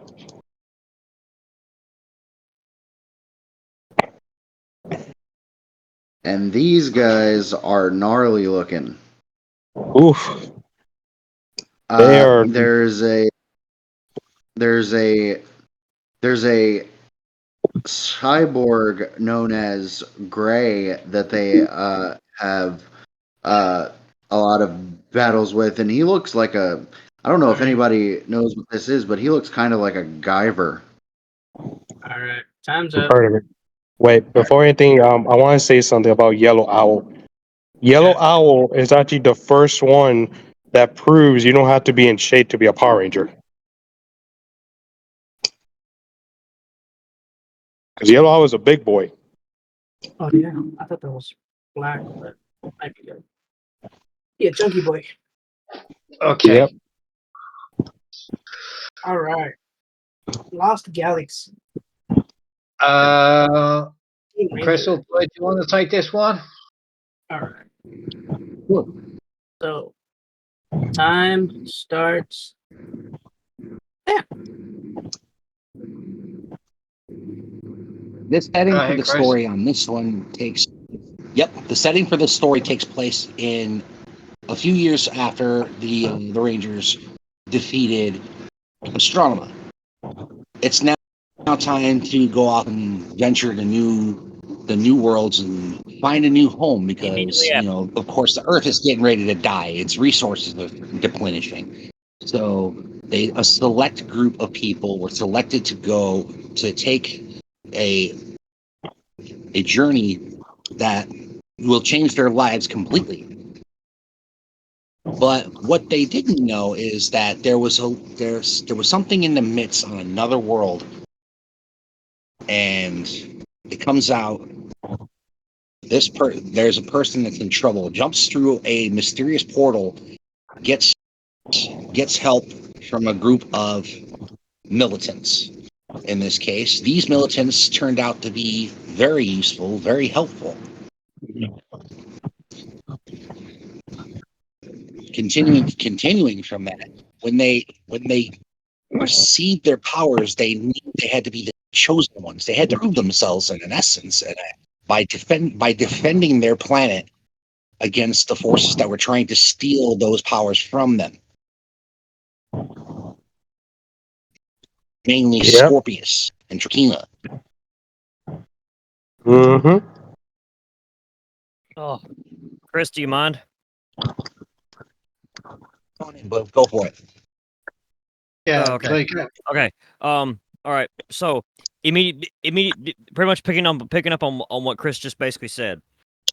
Immediately after the countdown to destruction, the planet Earth is in absolute devastation. So we need some way to try and pick things back up and move humanity's future forward. So they decided rather than trying to seek out help from others, they would reach out and try and do it themselves. So the Terra Venture colony was created.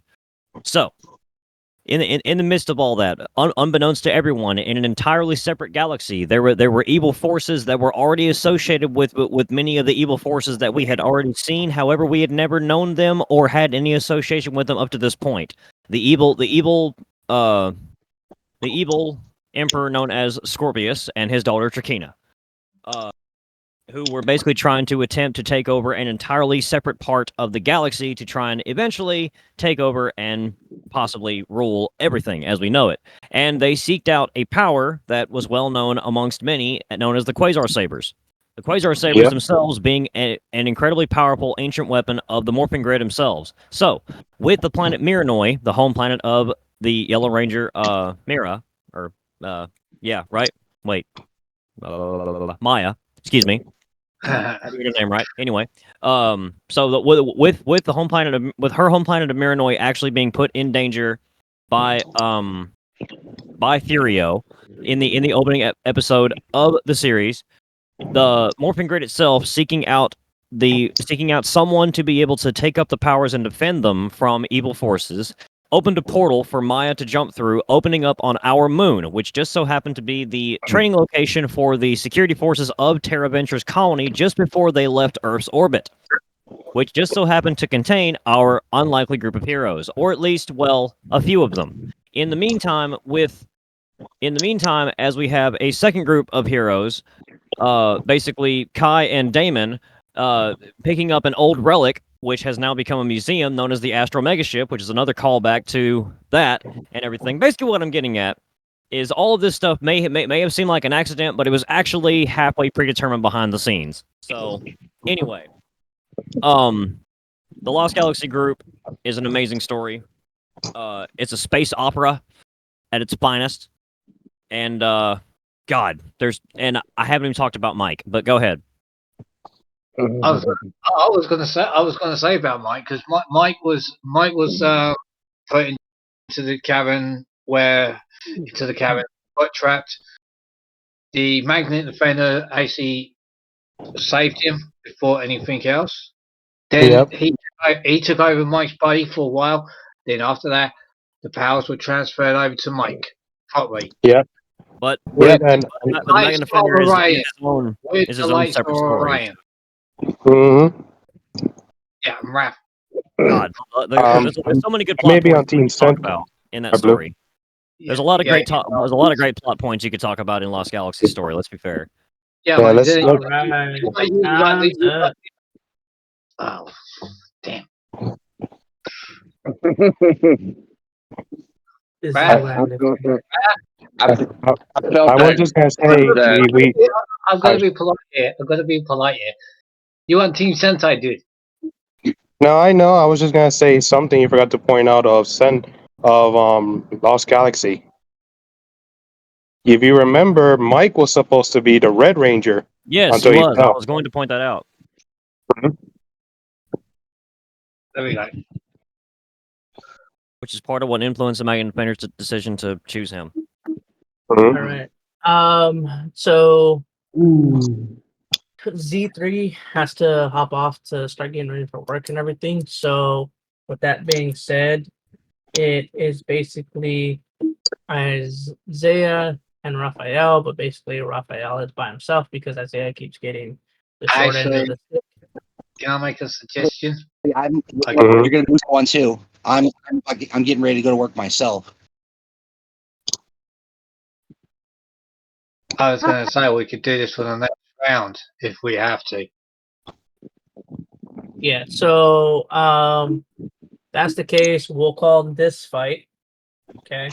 We'll do this seed and then we'll finish up this seed and then we'll call it as it is so that way everybody can get to work. And then if we're able to, then I would like us to meet up again next week around the same time if we're able to.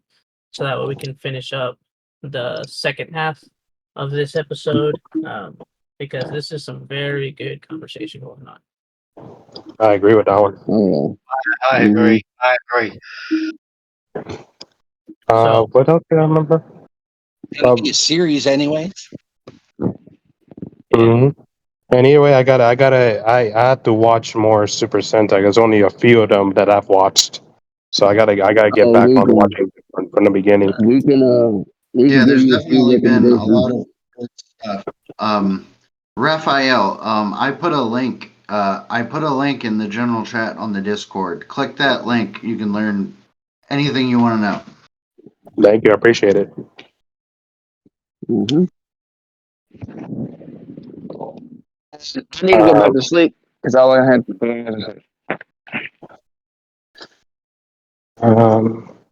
Well, I'm still here anyway. Yeah. It's just. Oh, okay. So we're gonna call this one, and then that'd be part one. All right. So Z1, where are we going? 'Cause- Okay. First off, Jetman has been said and acclaimed to be the best Toei production ever. So I can of agree with Sentai, a lot of good, memorable scenes and storylines. A lot of good weapons that they've had, just moments. But like I said, Lost Galaxy, like you said, I don't know who said it, but Pinpoint was an opera, a pirate opera. That was like perfection. Said also the fact that Magnet Defender is a bad Mama Jamma entirely. So That's true. you know, as much as I like Jetman is my favorite Sentai series. You know, along with Masked Man and Uchiyo Sentai, I have to go with Lost Galaxy because when you have Last of Orion, you have the Galactic Beast, you have Magnet Defender, And you have a badass battleizer too. that too as well. That's external power. So I gotta go with Lost Galaxy. And also, one thing about that was good about Lost Galaxy is the fact that if you notice the position of swords, that's the same storyline as King Arthur. True. You have to pull the sword from the stone. Mm-hmm. Also, the sabers are very, It's very. old school art. Yeah, the sabers, the Quasar sabers, are probably the most recognizable swords in the Power Rangers franchise. Yeah. Right. So, Lost Galaxy for me.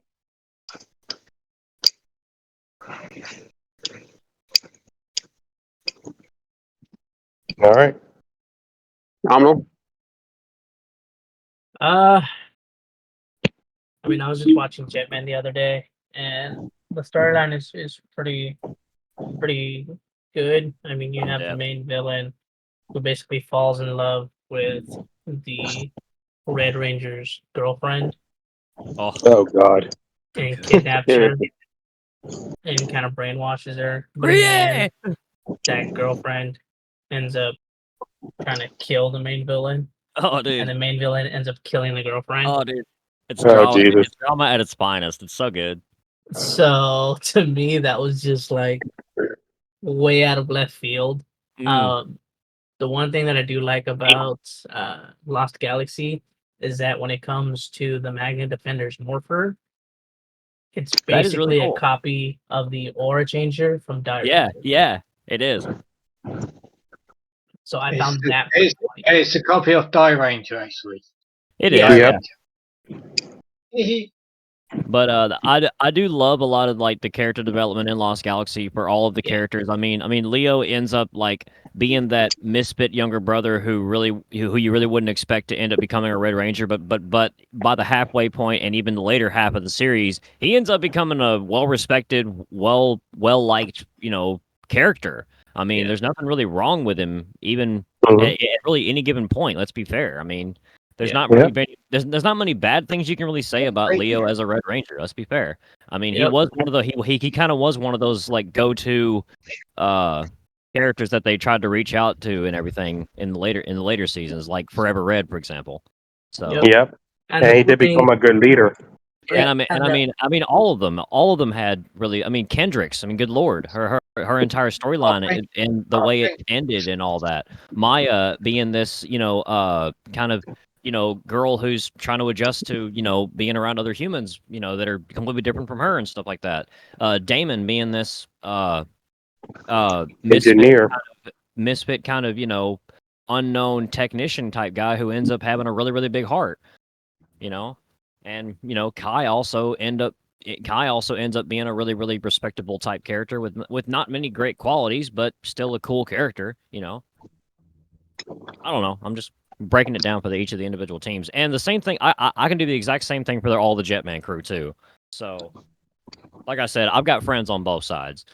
I am a huge mark for Black Condor. Just saying.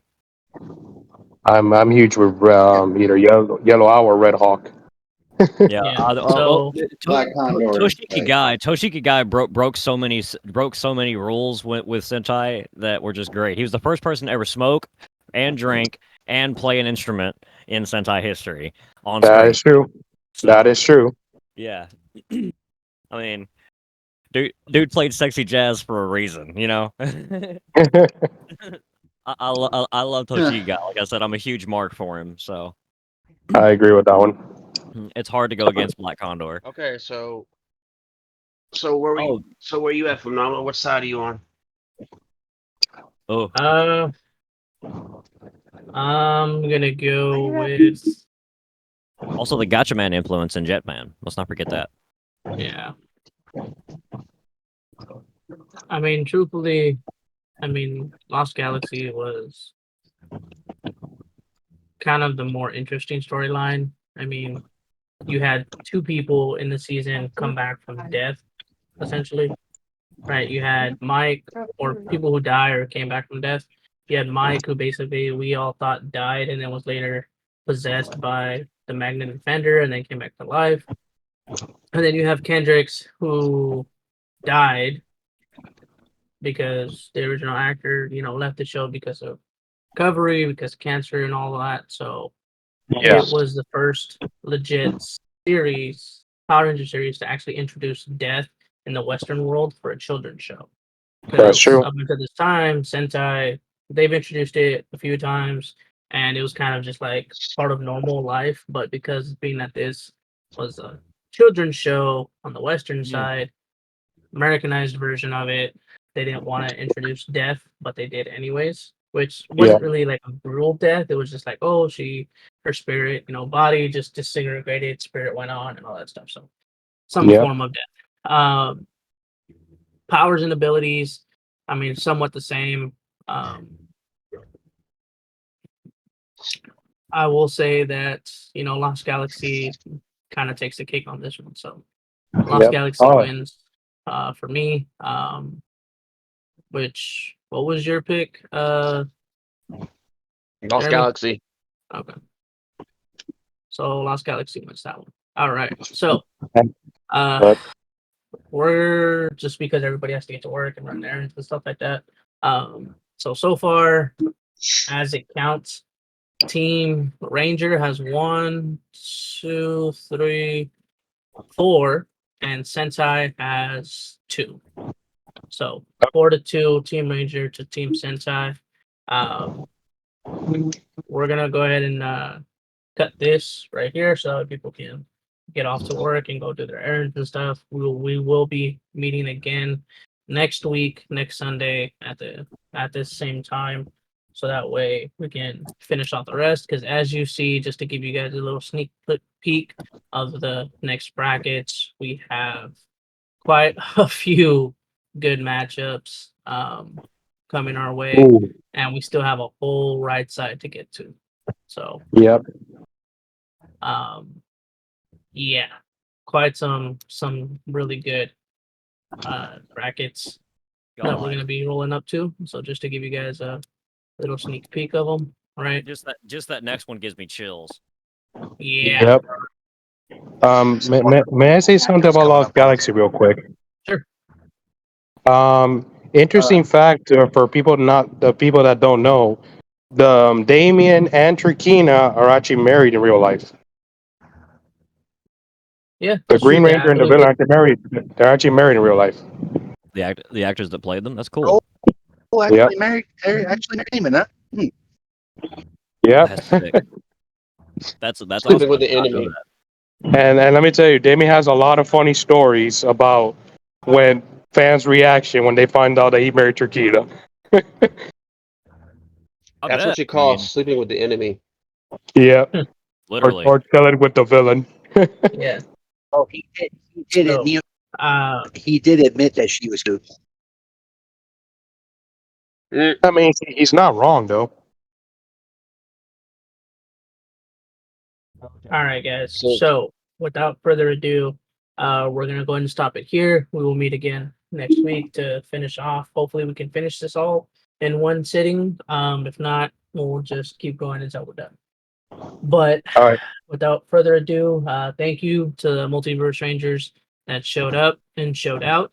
I mean, you guys did give us a battle for trying to figure out who is the best so far. And again, the score is Power Ranger Team 4, Sentai Team 2. So right now, Power Ranger Team is leading by 2 based on shows. We'll see next week if the Sentai team can catch up. So hopefully by then we can have more people part of it and go from there. So that way we can see what's what and kind of have more of a debate than kind of this. Hopefully our judges, Graham, Goku, and Jihawk will be judging for us so that the Z crew can be a part of the arguments as well. Yeah. And I'm just gonna do a little. If you want to follow the Multiverse Rangers, the links will be in the description of the Zeonizer podcast YouTube channel. Agreed. So, all right, guys. Appreciate you, those viewers that are going to be watching this. Thank you guys for listening, tuning in. Make sure you guys like, comment, and subscribe. Make sure you guys follow the Zeonizer crew on Instagram, ZenizerPod3. Make sure that if you guys like what you see, like what you hear, make sure you guys follow us on YouTube. Zeonizer Podcast on YouTube. Can I make one special announcement? Sure. During this week coming, we will be bringing out an old classic season coming out. We can't tell you when it's coming out, but you have to stay tuned to find out. And it'll be on the Multiverse Rangers podcast YouTube channel. So stay tuned and watch out for that. Also, can I do a quick little shout out as well? Cool. Go ahead. I will be very soon posting videos explaining the story of my own Power Rangers RPG and actually starting to record episodes of it on my own YouTube channel very soon. So keep an eye out for that in the coming weeks. Cool. Nice. Look forward to it. And if you guys are interested in, maybe joining or, learning more about what I'm doing over there, let me know. And Blue, let me know when you start recording. I will. All right. So without further ado, you guys, thank you guys for showing up and showing out. This is Z2 from the Zeonizer crew. Appreciate you guys. This is Z1. Thank you guys for stopping by. Thanks to the Multiverse for dipping in and contributing to this argument. Had fun. Yeah, thank y'all for everything. We do this for you. This is why we do it. It's why we love it. And as always, as Z2 has done say, where you can find us. If you guys want to be Zeonized, you know where to find us. And if you want to get lost in the And world, Z3, we all had a really good time. And, our social media information. And we look forward to continuing this battle we have going on. Yep.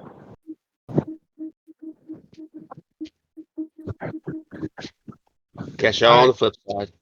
All right, guys. All right. Have a good day. All right, Rangers. We got more back into action. Backdash. oh yeah, and get lost in the multiverse as well.